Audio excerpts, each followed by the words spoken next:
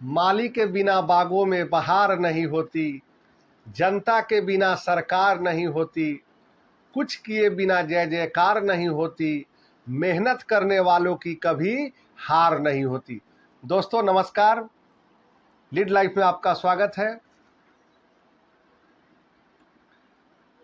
व्यक्तित्व विकास कार्यक्रम के अंतर्गत लीड लाइफ सक्सेस थ्योरी के अंतर्गत आज की टॉपिक बड़ा शानदार है।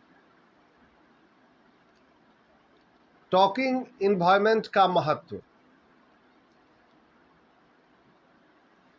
आप जो बातचीत करते हैं वो एक माहौल की ही देन है, और उस माहौल का इतना प्रभाव आप पर पड़ता है कि शायद आपने कल्पना ही न की होगी। इसलिए टॉकिंग इन्वायरमेंट जो होता है वह आपका बातचीत का माहौल का महत्व व्यक्तित्व पर गहरा पड़ता है और व्यक्तित्व विकास के लिए बड़ा ही महत्वपूर्ण स्थान है। तो आप इसे व्यक्तित्व विकास के कार्यक्रम में हम लोग इसे टेस्ट के रूप में जानते हैं, जांच के रूप में जानते हैं। आप भी अगर अपने आप को इस धरातल पर परखेंगे, इसके सिद्धांत पर परखेंगे, तो आप भी अपने आप को पाएंगे कि हम किस ग्रेड में है, हमारी सोच किस ग्रेड की है। आप अपने आसपास के माहौल को जांचें, क्योंकि हर तरह की चर्चा जो होती है वह गपशप नहीं होती है। कई बार हम लोग इधर उधर की चर्चा करते हैं, हंसी मजाक करते हैं, हल्का फुल्का मनोरंजन के रूप में भी हम लोग लेते हैं, क्योंकि हल्की फुल्की जो मनोरंजन होती है वह दिमाग को तरोताजा करता है। परंतु शर्त यह है कि वह रचनात्मक होना चाहिए। आप जो भी गपशप हंसी मजाक जो भी करते हैं उसमें भी आपका अगर रचनात्मक सोच है तो आपका ग्रेड इससे पता चलेगा। अब आप कहेंगे कि ग्रेड पता करने के लिए क्या तरीके हैं? तो ग्रेड पता करने के लिए साइकोलॉजिस्ट ने, मनोवैज्ञानिकों ने कुछ आधार तय किए हैं, कुछ मापदंड तय किए हैं। पहला है, आप अपने से पूछें कि क्या मैं दूसरों के बारे में अफवाह फैलाता हूं?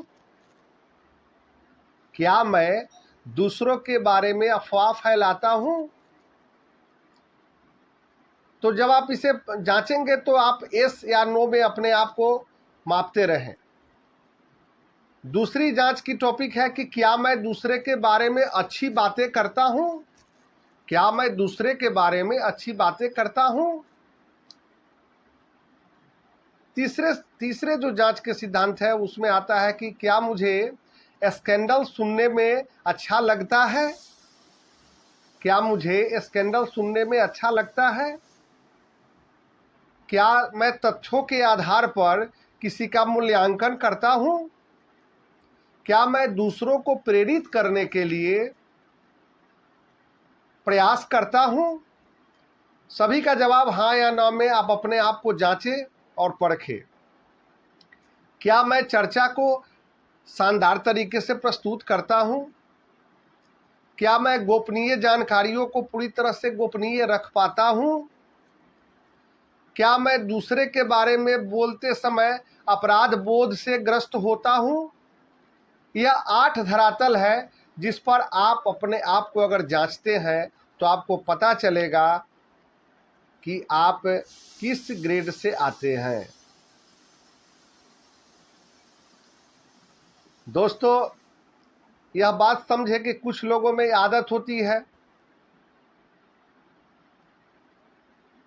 और खासकर यह चीज़ होती है कि वह सोचते हैं कि अगर पड़ोसी का कुछ अच्छा है तो हम अपनी कुल्हाड़ी उठाएं और उसके सारे फर्नीचर तोड़ दें। अगर पड़ोसी के घर में कोई फर्नीचर है तो उसके अंदर ऐसी भावना आ जाती है कभी कभी कि हम अपनी कुल्हाड़ी उठाएं और सारे फर्नीचर को तोड़ दें।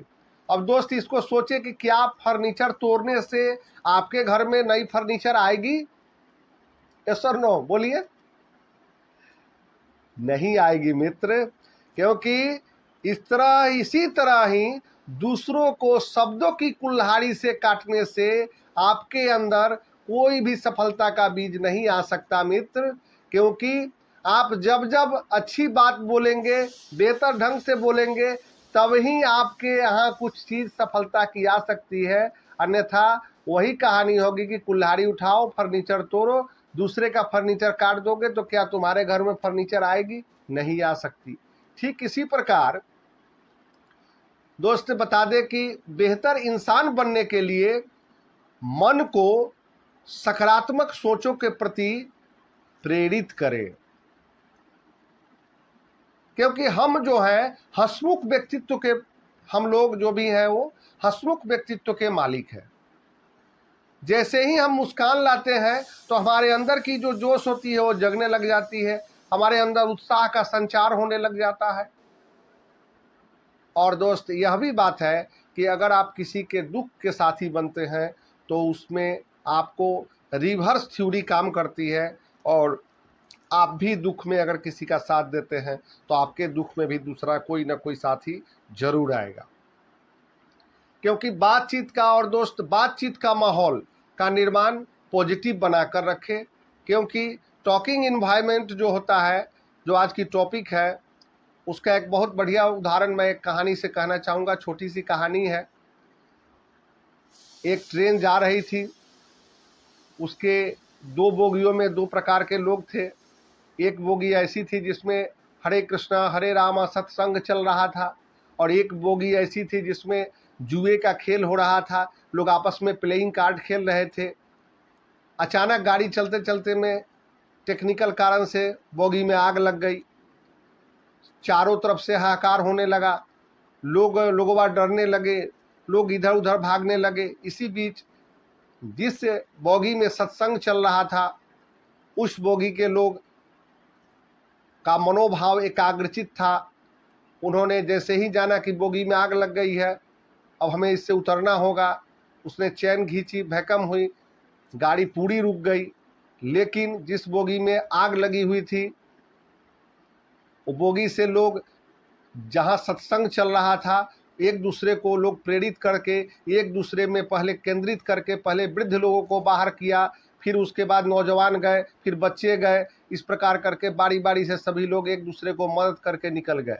लेकिन जिस बोगी में जुए का खेल हो रहा था, उस बोगी में यह होड़ लग गई कि पहले मैं निकलूं, पहले मैं निकलूं। और संकरा रास्ता, पतला रास्ता होने के वजह से उसमें बहुत लोग फंस गए।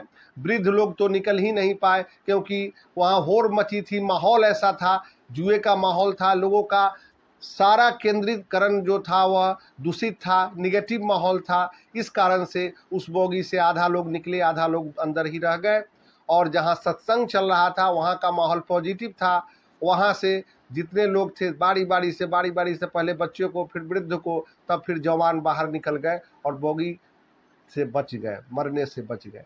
तो मित्र, यह कहानी श्रेय देता है कि माहौल का बड़ा ही अद्भुत प्रभाव है। आप जो कल्पना न करते हैं वह माहौल की वजह से हो सकता है। बहुत सारे गांव है, आज भी उदाहरण है कि जहां देखे कि आईएसओ का भरमार लगा हुआ है। एक परिवार से अगर एक निकलता है तो दूसरे परिवार से, तीसरे परिवार से, चौथे परिवार से, इस प्रकार वह पूरा गांव ही आईएएस का गांव बन जाता है। इस प्रकार माहौल जो है वह बहुत ही बड़ा प्रभाव डालता है। इसलिए मित्र, मैं चाहूँगा कि आप भी अपने आसपास के माहौल को अपनी टॉकिंग इंडस्ट्री से सजाकर आसपास के माहौल को अच्छा बनाएं। और माहौल अच्छा बनेगा तो आप अच्छा बनेंगे, आप अच्छा बनेंगे तो परिवार अच्छा बनेगा, परिवार अच्छा बनेगा तो आपका समाज अच्छा बनेगा, समाज अच्छा बनेगा तो आपका राज्य अच्छा बनेगा, आपका राज्य अच्छा बनेगा तो देश अच्छा बनेगा। तो दोस्तों, आज के लिए बस इतना ही। और मैं चाहूँगा कि आपको कि वीडियो अच्छी लगे तो लाइक, शेयर, सब्सक्राइब जरूर करें, और इसे शेयर करना भी ना भूलें, क्योंकि जीवन ही शेयर का है। एक दूसरे से आदान प्रदान करने से आपकी जो पावर होती है वो बढ़ती है मित्र। इसलिए आज की इतना ही। संजय अनुपम का प्यार भरा नमस्कार।